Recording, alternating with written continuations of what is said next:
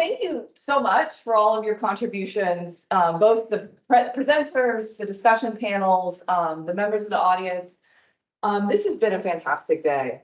So I'm just really humbled by all of your contributions and your willingness to spend time talking about this issue, which is just obviously so critical. I'm really happy to get to welcome a dear friend, mentor, and collaborator, Professor Rebecca Hardin. So she is an anthropologist by training, has had years of work in multiple countries in Africa, but she's also an amazing teacher and communicator, and that's actually how I got to know her. When I was a doctoral student at the University of Michigan, and I sat in on, audited one of her undergraduate courses. So I sat in the big lecture hall to listen to her, and then joined up with this amazing initiative, the Sustainability Cases Initiative, and start to think through how can I communicate my research for sustainability curriculum and sustainability learning. So it's just a really great pleasure to get to welcome her to St. Andrews today. And I think she's going to tell you more about her background, so I'll just leave it to her. But welcome, Rebecca. Thank you so much, Andrea. And yes, it was in a room very much like this one. For those of you online, picture the classic auditorium with students in rows sitting up to the back of the room. Andrea, I will never forget the day you walked down from one of those rows and introduced yourself as a PhD student and talked to me about the work, your nascent project in Rome, which, you know, I'm thinking about Justine's phrase about nascent projects that remain nascent forever. Amen to that. I'm going to talk to you about some such projects of my own really quickly, just to situate some of the research and learning, because they are the same, that I've done that inform the digital innovations I'm now leading at the University of Michigan and beyond. Hopefully with in fact, already with a few of you, James, Andrea, Ruben, all of us have already started collaborating. Our sleeves are already rolled up. We hope some of you will join us. So I've created this talk. I've called it, I added an extra title as I was sitting back in the back row called Open with Care, thinking of a package that you might open cautiously, because I think it's certainly the case that open science and open learning is itself an experiment, and one which can, if executed poorly, be predatory in its own ways. So, you know, as we just left the last roundtable thinking about what are precedents for technologies and governance modes that actually do break us out of business as usual and do things differently, that's where we want to be together. That's where we are on this edge that we're working with Gala, the platform, and the cases. So the talk today, I'm going to give you a quick overview of what I do and how it's shaped what I'm doing now. We'll talk about the platform Gala, or Gala, you can say it however you like. We're fine with long and short vowels. Overview, and then a consideration of the utility of the platform potentially for what we might call, I don't know, applied ancient environmental history or some such thing. I started my research career as a Peace Corps volunteer, actually, and then a doctoral student in the Central African Republic. And, you know, it was mostly working initially in savannas in the north of the country, not too far from the border with Chad, where I was on a beekeeping project that had me working really remote. What I mean by remote is far from roadways and towns in Central African Republic. I do not mean the CAR as remote from our metropolises, let me be clear. But the remote communities within the CAR were a problem for the state, who wanted them to come closer to roads, be censused better, be taxed better, and all that. But if you're beekeeping and hunting and fishing, if you're horticulturalists, if you're weavers and makers of your own livelihoods, as the dawn of everything would have us know, you don't necessarily, you can in fact say no to agriculture as a mainstream industrializing proposition and simply live wherever you want, wherever you find the means for your own livelihoods. And so those are the kinds of communities I was taught by, both in the savannas, the Sudano-Ghanaian plateaus of the northern CAR, near where these megaliths are found, actually, and then later in the rainforests of CAR on the borders with Cameroon and Congo. And I've never eaten so well in my life as I did with both of those different contexts and communities. It was incredibly abundant as a set of systems. It was incredibly productive. And I think it's not an exaggeration to say that having grown up in the United States of America, in many respects, I didn't understand or really see freedom in practice until I went as a Peace Corps volunteer, ostensibly to help people in Central Africa, and realized that in fact they could help me. So The Dawn of Everything, of course, is titled as such because at some level, the authors of that book, Wengrow and Graeber, feel that it is the impulse to help others from a position of hierarchical privilege that is at the root of much harm in our world, in fact. And that is the dawn of the troubles, in part come from the notion that we can and should save each other as opposed to learn from and with one another and co-create worlds in which we maximize autonomy and abundance. Okay, so that's a bit of intellectual framing of the field engagements in CAR. And I am deeply grateful to these communities. Part of the reason I make digital learning tools now is because I believe that those who are not literate per se are specialists nonetheless. And we need learning and teaching tools that allow them to engage better with our science and with our teaching. So that's just, and you know, I really enjoyed working with a very interdisciplinary community on these things. I don't know whether this will let us go to the website here, but the conferences that we created as graduate students in different fields, right? We created a network of sorts around the transnational area where I did my field work. And the proceedings, I look at them now, these are old archived websites. They're absolutely hilarious. Myself and other graduate students trying to convene folks on these questions. But even in the context of emerging German and American incursions into what was a geopolitically and colonially French territory, opening it up by force to the notion of biodiversity economies and conservation, where before it had been mostly trophy hunting and timber extraction or mineral extraction. The idea that history started and stopped with those geopolitics seemed suspect. We needed to think with deeper time scale. So we had quite a bit of collaboration at the time with colleagues who were working in the Central African Republic to create university centers like CURDACA, which is the Centre Universitaire pour la Recherche et la Documentation Historique et Archéologique. It's a mouthful. Call it the Archaeology and History. Call it the Ancient Environmental Studies Unit at the University of Bangui in Central African Republic. I would submit to you that such places in this moment are some of the most important partners you could have. We could have. Even though what they're doing right now is largely looking at classifying and preserving remains that are being turned up by militias in mining sites at gunpoint. So you have to think about that for a minute. You know, these archaeologists, mid-career, they're writing out lateritic roads to places where bands of rebels are saying, hey, we found this stuff, this ceramic stuff, can you come out and just take, do you want it?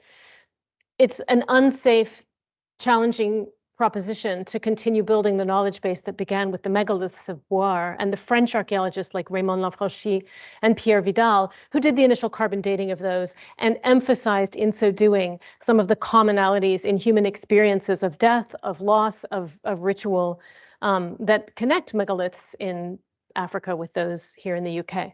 So that's a bit of backdrop for you in terms of my sense of like the longue durée and the interdisciplinary power of the kind of community that you constitute here.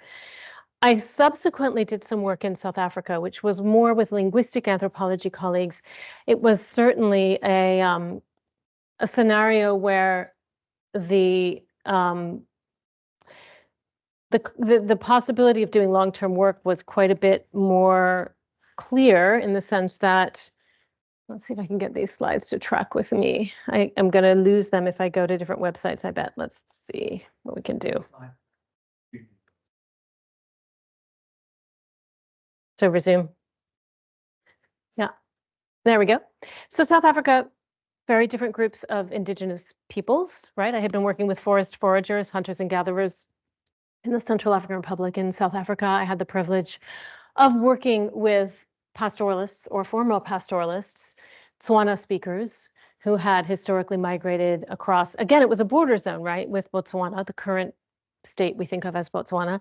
And it was a remarkably different context, one in which the archaeological record was a lot more clear, because if you all remember what Andrea said this morning in her paper when she said it was clear that they were doing dredging because the sediments at this level were all mangled up and mixed up and you couldn't tell what was what. Well, that's basically doing archaeology anywhere in the Congo Basin at any point, right? The hydrological circumstances in the Congo Basin make it really hard to tease out what happened when. Oh, we have palm nut kernels here, fossilized palm nut kernels, but from where, right? So that's, you know, I went from that kind of really wet, rich, mixed up and mangled sort of, and the archaeologists teasing that apart or trying to understand social interactions in the Congo Basin, to South Africa, where some of you may know that there have been ongoing and highly detailed debates about oxens versus onions in the historical and archaeological records of trade in the Kalahari Desert. South Africa is a place that is meticulously documented in terms of the really amazing mix of cultures that have produced today's societies there. The Royal Bafokeng, once pastoralists, allied themselves with missionaries in the early part of their colonial history in order to obtain title to the grasslands, protein-rich grasslands on which they were grazing their cattle. And in so doing, unbeknownst to them, obtained surface rights to what is the second largest platinum vein on the planet, which has made them a very rich community. One in which the king, pictured here, Leruo Moloklehi in his necktie. And this is a photo of me at his enthronement, actually, in this football stadium, which hosted the British team for the World Cup a few years back. It's Time for Africa, right? Ring a bell, the song, anyone? I don't know if you watch the World Cup or listen to that song, but the Bafokeng hosted the Brits for the World Cup, and they're very proud of the infrastructure they've built with their platinum revenues. At the same time, their king, Leruo, is both paramount chief in a kind of Tswana tradition of consultative segmentary lineage-based governance, with uncles like the one standing next to me holding particular pride of place as trusted counselors. But they have also adopted kind of monarchical trappings, right? And there was an enthronement for Leruo in this football stadium with many, many dignitaries in attendance. And he adopted elements of ritual practice like the leopard skin shawl, even as he was wearing a Dior suit and accompanied by personal security guards and talking to the leaders of Anglo-American, Mpala Platinum, and other corporate partners against whom there were lawsuits pending for royalties and sovereignty over the mining economy in this area. So I want us to think about the fact that indigenous knowledge these days can mean many different things. Indeed, we stayed at Sun City, South Africa, a casino, right? Saul Kirshner, the entrepreneur who created the Sun City recreational empire in South Africa, subsequently traveled to the United States and created a resort, the Mohegan Sun, which is also based on an indigenous group's rights to gambling and to a certain kind of spatial sovereignty that is quite limited, but these are quite effective money-making machines, and they span the kinds of settings that we're talking about here. So I learned a lot from looking at different kinds of leadership, sort of brinksmanship by African communities in very radically different contexts. And the context of the South African one was particularly poignant because it contrasted so much in its South African iteration in the Northwest Province with the Bafokeng from their neighbors in Swaziland, for example. I traveled with Leruo Moloklehi and his team to Swaziland to witness a reed dance and marriage ceremony that was going on for his peer and colleague as king, Mswati, in Swaziland, and was really taken by the way in which Leruo, for all the mining royalties and all the sort of modern trappings of a monarch, weekends in Dubai, shopping and recreation in Monaco, was himself sort of given pause by the fact that Mswati had so many more thousands of people turn out for his ritual. You notice the empty football stadium for the enthronement of Leruo Moloklehi, but Mswati's reed dance had thousands and thousands of people, almost all of them bare-breasted, sitting on the ground. So this question of why and how, for a modern monarch and indeed CEO, Leruo's community lists on the Joburg Stock Exchange now and is very much engaged in global capitalism, yet there are conflicts under the surface, and he is constantly working hard to address the complaints and concerns of constituents of the Bafokeng Nation, which include the quality of forage and water on their land after tailings dams from the mining wealth have created contamination, among other things, right? So there are ways in which any simple linear narrative about traditional governance, chieftaincy, indigenous knowledge, et cetera, simply falls apart when you look at some of these contrasts.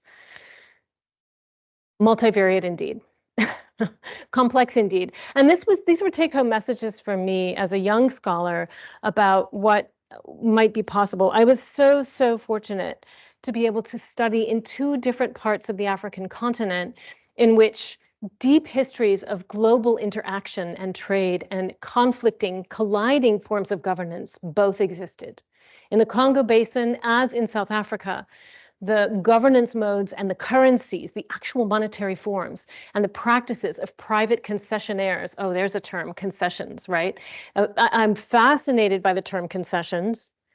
And in part, I think it comes sort of shortly after the end mark of Justine's talk, when the monarchical governance expanded enough that it began to be too hard to manage, and this idea of conceding power, whether for the market stalls in the Palais Royal in Paris, or for entire watersheds in Spain, or places that were parts of empire, right? We began to see conceding of power so that explorers and traders became a part of this extension of sovereign power. And to me, concessions are fascinating because they predate formal colonization in Africa. They sort of proceed as an instrument of colonial power, and they post-date it in the form of corporate social responsibility and extraction leases today. So I'm working really hard. My nascent project that's still nascent after all these years is looking at concessions across these different sites in Africa, even some that I'll tell you about right now, and chronicling the ways in which the corporate, like, sort of moment of today has links to the colonial history and pre-colonial histories of these places. I'm really fascinated and grateful for the learning I've been able to do on those fronts. Happy to answer more questions about any of that if it seems useful. Certainly today, climate adaptation and climate adaptation planning is a next horizon for these corporate governance models and these community corporate, obviously in anthropology, corporate can mean economic trade, or it can mean kinship. And these two are entwined in really complex ways for me in my research and my work. As someone said just a moment ago, well, the thing is, the people in business, they sort of know the people in government. So it is, kinship is not anathema to some of the problems we're facing in terms of decision-making power anywhere in the world, not least South Africa or the Congo. So let me just, set that up and tell you that, these are some of the things that have shaped what I do. I have done also a bit of work in Kenya. I became really interested, mostly because I fell ill during a lot of my field work, very ill, and ended up contributing to studies at the National Institutes of Health and the CDC on schistosomiasis and filariasis and all manner of other diseases that they had trouble getting from anyone who wasn't military or a missionary. So I got really interested in pathogens and the knowledge forms that go into managing pathogens. And that work has continued in the Congo Basin and carried over into some work in Kenya, which is in a region called Laikipia, which is also a concessionary economy, in my mind. I mean, among other things, although we worked at what is called the Mpala Research Center at a kind of conservancy, as they call it, in Laikipia, that area was leasing land to the British military. You see pictured here with my daughter. And also the surrounding area was being managed as farms producing cash crops, roses and vegetables for Europe, right? Extractive agricultural economies, we might call them. So this Kenya was a different example for me of concessions in progress called conservancies. They are, I think, most importantly, anathema to what one of you called the commons in your talk today. The notion of, I think it was Christopher, you use that term. And that term is precisely the opposite of a concession, precisely the opposite of these kinds of contractual arrangements whereby you can lease. And so I think it's important to understand both and in relation to one another. And the work in Kenya has helped me to advance that knowledge as well. Indeed, also to advance my sense of how all of this works differently under common law, like that pertains here in the UK, versus Napoleonic code law, which creates a completely different circumstance under which leases like this can be executed by the executive branch of any government. So these legal distinctions really matter to the way that expert knowledge or specialist knowledge can circulate for policy. Fascinating to think about, especially as we define our audiences for our work and the context within which our work might be taken up and used to make changes in civic, state, or regional policies. Currently, my work is happening primarily in terms of the field work in Africa in Gabon, and that is partly about circumstances of having a different stage of my life with family. It's hard to travel in the Central African Republic now. If I were to go back to the regions of the Central African Republic where I did my fieldwork, I would find precisely the kinds of changes that one of you asked Justine about war and militarism as a kind of settlement strategy shifter? Well, yes, indeed. Across the Central African Republic now, because of the levels of arms and militia activity, many people have retreated to civic, kind of concentrated terraced farm within cities. That freedom I saw in my fieldwork is no more in most of the really well-watered, game-rich, fish-rich, insect-rich, plant-rich plateaus of the Central African Republic, because it's just too dangerous to produce a lot of food in an autonomous small group. It will be taken away from you by people with firearms. And if you're lucky, that's all that will happen. So it's worth bearing in mind the closing frontiers, what closing frontiers really mean to people. For me, it's meant a closing of the field frontier in Central Africa. My colleagues at Kurdaka, who still are doing archaeological work there, are doing it often, all too often, under circumstances that involve theft of their laptops and data, gunfire and dodging it. It's really hard to be out in these areas now. Gabon is safer for the moment, the recent coup notwithstanding. I mean, it was a relatively peaceful transition. And Gabon, for me, is very important because as we start to think more and more about targeted work on resilience and climate, Gabon is a freshwater repository for the entire continent. And I'm really loving working there on water. And what's happening with the water work is, for example, in this photograph, I'm smiling and laughing with a team of water experts in Michigan who came from Gabon. We have in the photograph in the very back a data specialist for the water utilities in Gabon and a woman who supervises the major drinking water utility for Gabon, a microbiologist at the National Technical University from Gabon, and an independent researcher with a national research institute. All of these people are working on water quality, water abundance, and they came to Michigan to meet and to interact with utility managers and water quality experts in the Great Lakes of the United States of America to talk about water futures in these macro-regional contexts. Fascinating. The water work is paired with other work by civil and environmental engineers at the University of Michigan and chemical engineers and materials engineers, all of whom are fascinated by the notion that community-owned and operated energy and water systems are nascent. They are possible. We have the technology now to make them. And so we're working on more distributed systems for water protection and water use and for energy production and energy use. Europeans are no strangers to this in many ways. Europe has been the mother of invention on this sort of thing, at least the discourse about it. It can often be awfully romantic, but it is fascinating to see how it's gaining currency, particularly in places like Equatorial Africa, where road infrastructure is limited and much other infrastructure is limited. So there's a leapfrogging effect going on here. They've never really gotten the centralized infrastructure to work the way that it has in many of the sort of more industrialized world. So there's this interesting opportunity. This is why I'm so fascinated by distributed learning technologies, because I think this next generation of technology that might be greener and better, or at least more equitable, or at least use more conflict minerals close to where they were wrenched out of the earth, is not going to be possible without very different ways of teaching and learning and sharing knowledge about new technologies. So as we've thought about distributive energy and water and food technologies, I'm talking and learning alongside these engineers about distributive technologies of learning that would accompany those innovations. What that's meant is that we've had the good fortune of designing new kinds of tools in dialogue with partners in African landscapes at the design stage.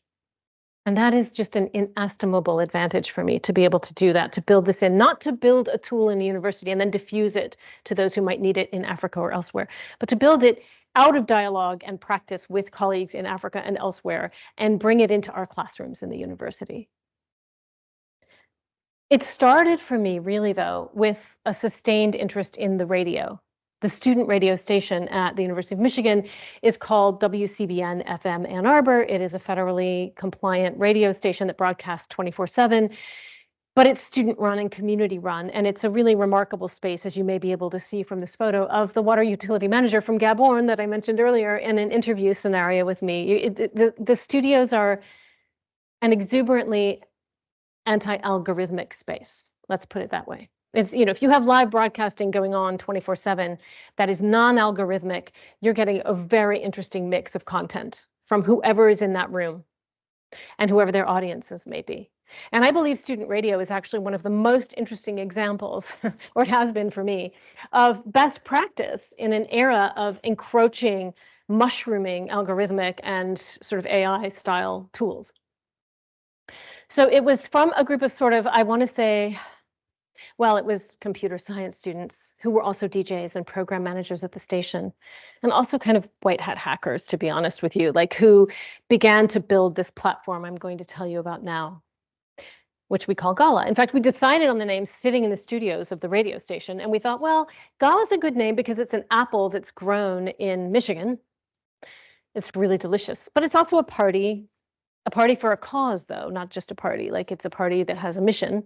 So we thought we'd try that name. And listening to your talks today, I'm actually really happy that we went with this design that we did, which is a deep blue to Liz's talk.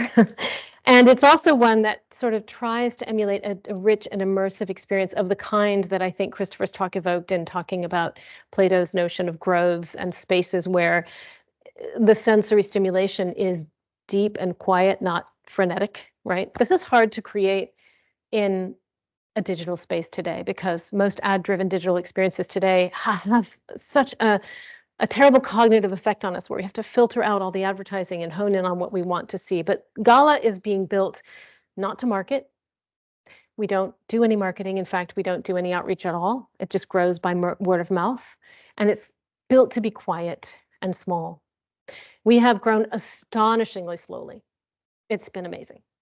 And it's been a bit of a problem for me with respect to the university, who would very much like for me to be scaling this and selling this and spinning up a company and so forth and so on. But and that would be anathema to the spirit of what we're building, which is something that is actually, in its inception, profoundly about partnership. These are colleagues from Tsinghua University in Beijing, with whom we did a series of Mandarin cases that you can find on Gala. In fact, this is the point where my students like it when I say, pull out your cell phones and just, you can pull Gala up. It's learngala.com. It's a pretty simple URL. Feel free to monkey around with it while I'm talking. I don't mind. I'll try to retain your attention with my presentation, but it's absolutely fine if you want to pull up your cell phone. It is responsively designed, and we did a lot of research with our West African partners about what kinds of cell phones they had in their pockets so that we could figure out more about how to make it responsive on as many devices as possible. We are still working out a lot of those kinks. Gala works best in a Chrome browser because our university works with Google tools. We're fixing that all the time. But if you pull it up, you can take a look. And this is actually a really early prototype that is, being discussed in a design meeting. You may be able to see that the woman standing next to me here, who is a faculty member at the policy school at Tsinghua University, is here in the room at Michigan, helping us build the actual product. And so we took field partnerships, brought them into the design room, and worked in this way, right? Thinking about what was missing in the spaces where global educators were working on climate and sustainability. So Gala is an open platform for collaborative authoring, revising, and sharing of information, modules, and case studies. Our history is really about case studies because several of my colleagues had the really salient idea that if you go to business school, you learn with case studies. If you go to law school, you learn with case studies. If you go to medical school, you learn with case. But if you want to do something about the environment, the case-based pedagogy just isn't really there yet. And we needed to fix that. So one of my favorite colleagues, of course, because he's also my husband, Arun Agrawal, who is a theorist and scholar of the Commons and a protege of Eleanor Ostrom, he and I and others led an initial grant that said, hey, to our university, we need to bring commoning into sustainability and environment education. And the university said, yeah, sure, you should do that, but we're not funding it. So then I went to the WCBN DJs and I said, can you guys just whip up, do you have the code capability to just whip up like a prototype of what we want, what we think we could do? That's like a Spotify for learning content. And they said, sure, we'll try it. So we reapplied and we brought the students into the room, the computer science and linguistics students, and they pitched this platform. And it was that pitch that got us the funding to create this platform at Michigan. Our current team includes students primarily, but also staff and myself and many faculty working together on a range of research topics around the emerging and intensifying and spreading use of the platform. We look at platform histories, ours and others, looking at models for growth and models for development.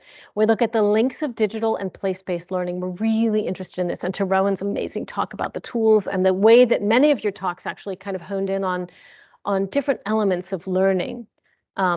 Justine's comments notwithstanding about how often we separate those things. I found that many of your talks today did specify elements about learning, right? And so, for example, Deepika Ganesh is doing work in Cape Town on using digital and place-based learning together as an affordance for underrepresented students, under-resourced schools in townships. But a lot of the work we do is also right at the cutting edge for me, or the bleeding edge, we might say, of open innovations, open learning innovations. And here's a representation of some of what I see as relevant there. A lot's been changing in the United States lately. Notably, our National Science Foundation now requires open data and open deliverables from every grant they make, and our National Institutes of Health as well. So that's amazing. That means these principles, the FAIR principles as we call them, are you all familiar with the FAIR principles? And I don't need to unpack that, I bet, for most of you. Findable, accessible, interoperable, and reusable, which is great. Now we see the CARE principles also emerging in the United States, which have to do in part with the ways in which we as a settler colony in the United States are grappling with what it means to study with and about Indigenous peoples in our country. So we're looking at what data has to do with, say, human remains in museums or plant remains in museums, which we're also in the process of doing restitution of to Indigenous communities. So how can the data politics of a given tool be for a collective benefit? How can the users have the authority to control the data? How can there be responsibility about the data and ethics in how they are circulating? This is why we don't market, and this is why we don't accept venture capital or any other form of investment. We are partner funded and NSF and NIH and grant funded only. This is also why we're growing so slowly by design. Nonetheless, I'm delighted to say a lot of our users are actually doing more and more and more of the very things that most people in open learning and open science say are so hard to do. Retention of rights isn't so hard. Creative Commons licenses give us that. But the reuse of common learning tools is also coming along, but not always happening as much as we'd like. Revision of an open tool is harder to see. Remixing of it with other tools, we don't always see. And the redistribution of it is also somewhat limited across transnational and intercultural boundaries. So those are the things, the R's that we are interested in from a research standpoint. From a services standpoint, we want to provide tools that are open, so they're minimal barrier to use and they're accessible, they're delightful, they're fun and they're simple to use and creative, they're collaborative, they offer quick ways to prototype and update a product or co-author with someone who may be sitting in a different location than you, maybe a different continent. But you can be in the intimacy of co-creating a case one evening with that bottle, I mean glass of wine that we heard about. So that's, this is the kind of basic proposition here. And in many, many ways, in building Gala, we've been profoundly collaborative. So there is a place for the story of the heroes of the open journey, right? Like you have Aaron Swartz and Alexandra Elbakian. I probably don't have to unpack these people for you, but I could just share, I think we have time from an essay by Blair Fix, a York University economist, a little bit of background. Because Aaron Swartz is absolutely important to the fact that we have Creative Commons licensing now. He helped develop RSS, which organizes web feeds, and Markdown, which is a simple language for creating web pages. He also was a co-founder of Reddit, which is a massive news aggregation site that's been pretty persistent. Perhaps his greatest contribution was Creative Commons, and as Blair Fix puts it, in his 20s, Swartz became increasingly concerned with the tyranny of academic publishing. If you don't know, academic publishing, Fix's words, is the most bizarre racket imaginable. This is a 2019 piece. The vast majority of academic research is publicly funded, so you would think that the information garnered from this public research would be free to the citizens who funded it, i.e. everybody. But most academic papers are not free. Instead, publicly funded researchers give the copyright for their work to massive corporations such as Elsevier and Springer. In the last mile of public research, the information gets privatized and put behind a paywall, and the profits from this racket are obscene. In 2018, Elsevier's profit margin was 37%. Let's put this in perspective. Even during the peak of its profitability, Apple's profit margin never got above 27%. As you may know, Schwartz attempted to download a lot of JSTOR articles, and MIT prosecuted him. And when MIT decided not to press charges, the federal government swung in. Schwartz took his own life in 2013 under what looked like a really draconian sort of case against him that might land him 50 years of prison time. Alexandra Elbakian, I'm happy to say, after being investigated by the United States Department of Justice for her acts as a student in Kazakhstan who pulled a lot with, and again, she did it by interacting with a vast skein of academics all over the world who gave her passwords to paywalled systems, but she built Sci-Hub. I think in some ways these tales of heroism, they're a bit like the primeval forest that used to stretch from one side of Scotland to the other. You know, we like the story. Why do we like the story? We were talking about this with James at the break. Why do we love the story of the primeval forest? Why is that so compelling? It's as compelling in Scotland as it is in West Africa, according to Leach and Fairhead, and their amazing book, Misreading the African Landscape, which is all about why everyone in Guinea thinks there was a vast forest stretching from edge to edge of Guinea. But there's meticulously marshaled evidence that appears not to be very persuasive, that in fact forest islands in Guinea today are not residual islands from a once primeval forest. They have been created by people in what would otherwise be more of a savanna system. It's just not the story people want to hear. Why? We love our heroes. We love the stories of heroism, especially the dark and martyred ones. And I don't mean to denigrate the importance of youthful leadership in the open learning and open science movement, but it is also the case that they were part of really sophisticated collaboratives and collectives that, Sci-Hub couldn't have been built without so many scholars offering passwords and collaborating. So at Gala, we're really interested in this question of collaboration and of collective intelligence.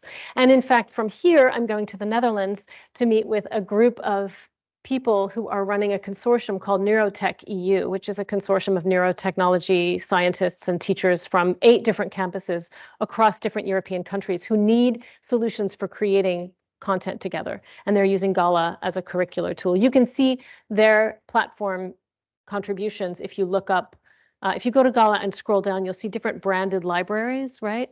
There's a neurotech library that has neuroscience cases, and it's solving a place-based problem for them. How do their Romanians, their Spaniards, their Germans all work together on common curricula? By using Gala.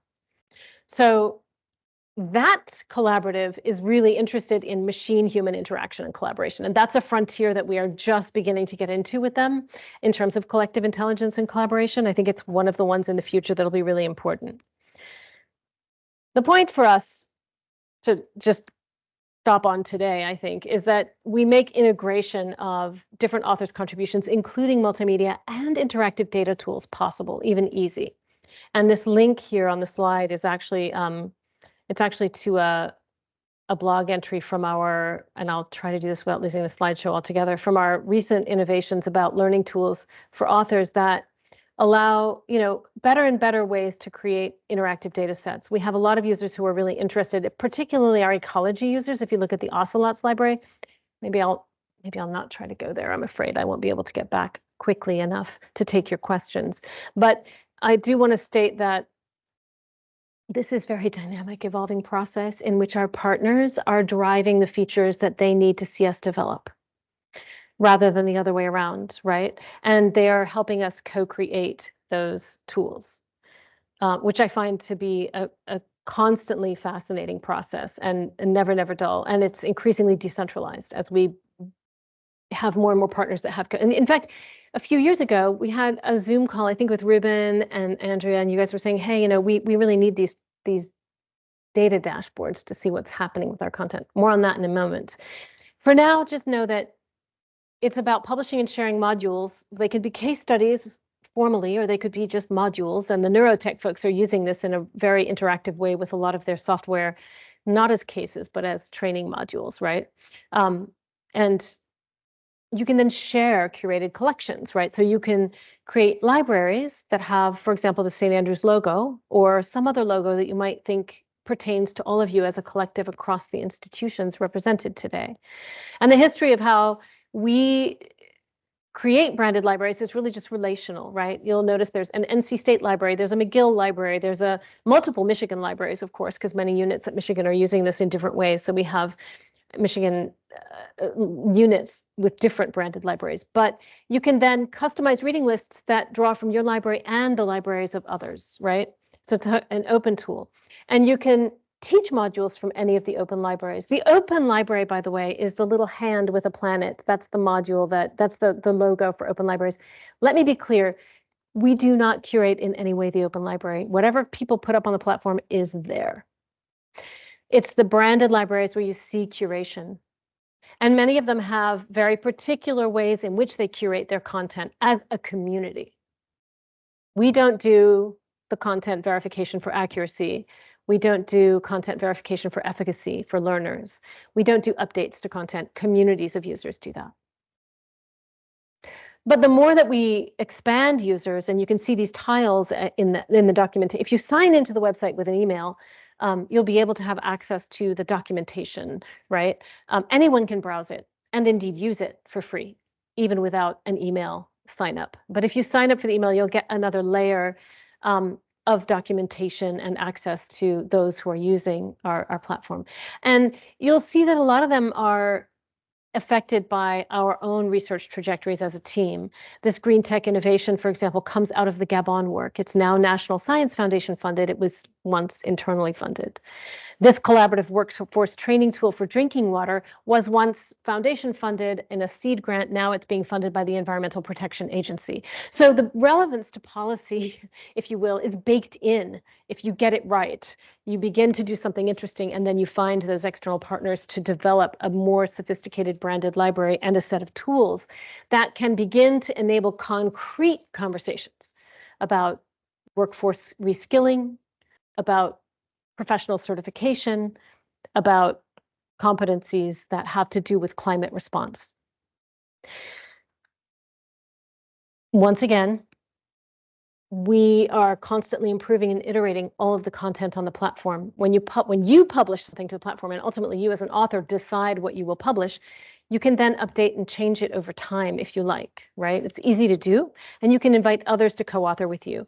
So that's a flex that creates, and this process, right, from alpha module where you might convene your peers to see if it's accurate and makes sense, but then a beta module where you have it used by learners to see if it's an effective learning tool. Each of these are revision stages before it pops onto the platform, which is to say we have about 600 modules now, about 700, sorry. About 360 are on the platform visible to all of you, and there's about as many in what we call the nursery, which is where the content lives while you or we or whoever is working together on it to get it to a place where everyone agrees it's ready for wider consumption.